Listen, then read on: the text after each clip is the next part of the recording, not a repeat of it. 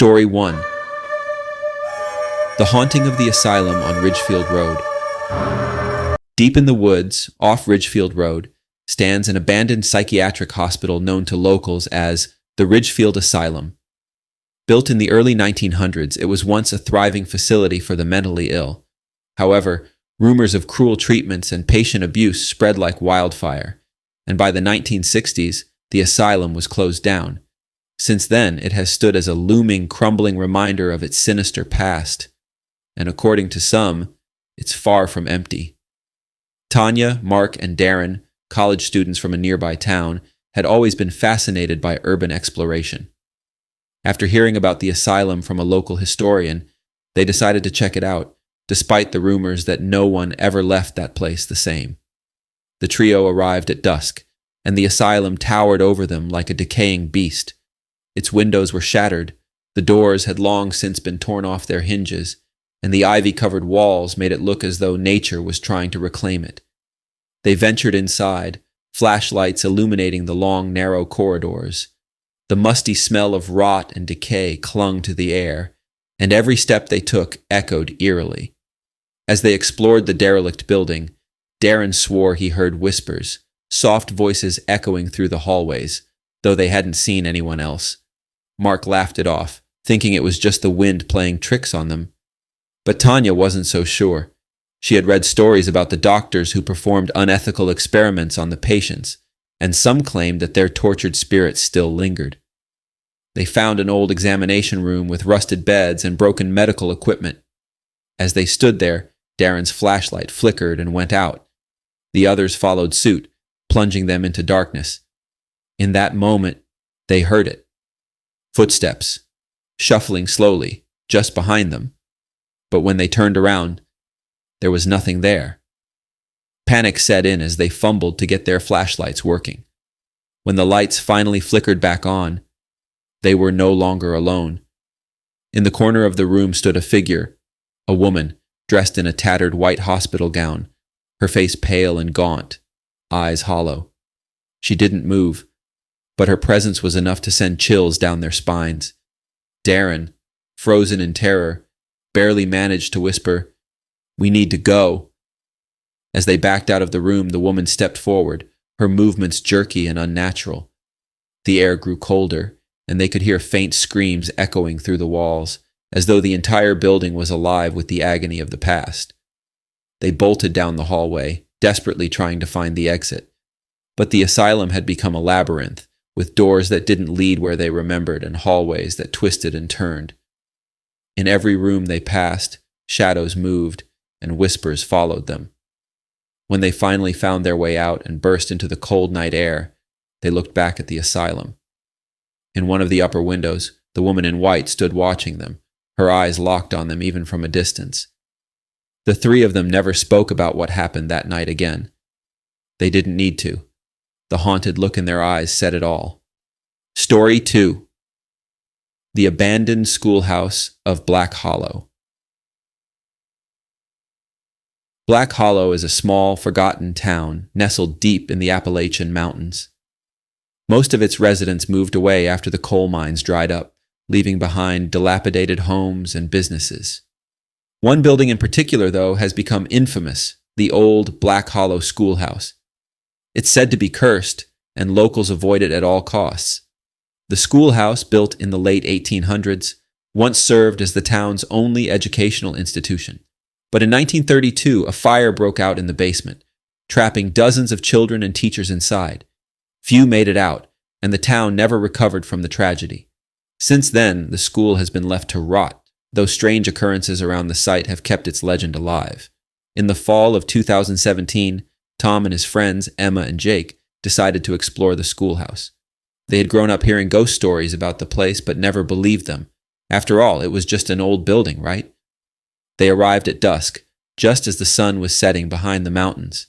The schoolhouse loomed over them, its windows broken, the once white paint peeling off in long strips.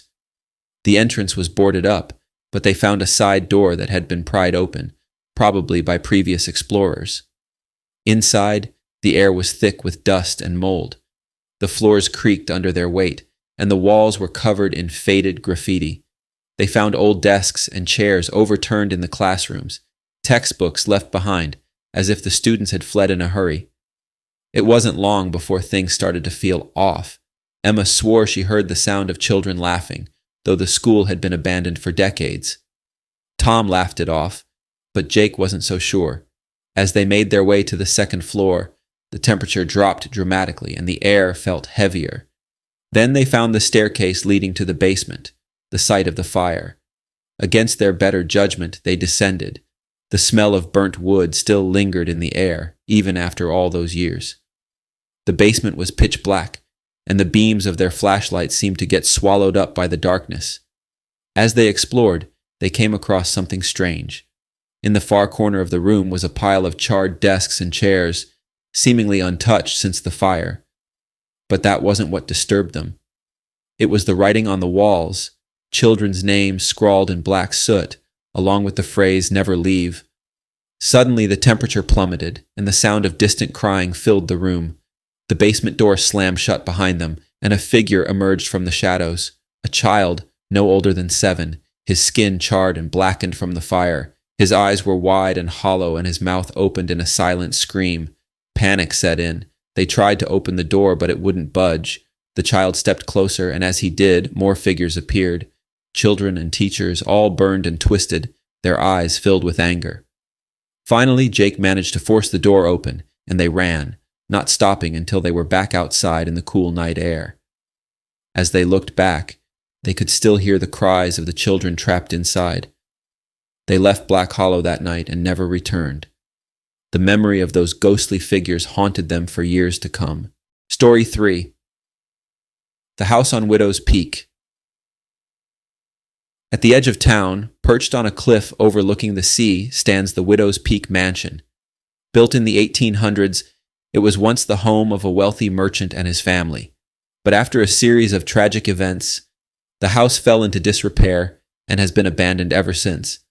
Some say the house is cursed, while others claim it's simply haunted by the spirits of those who died there.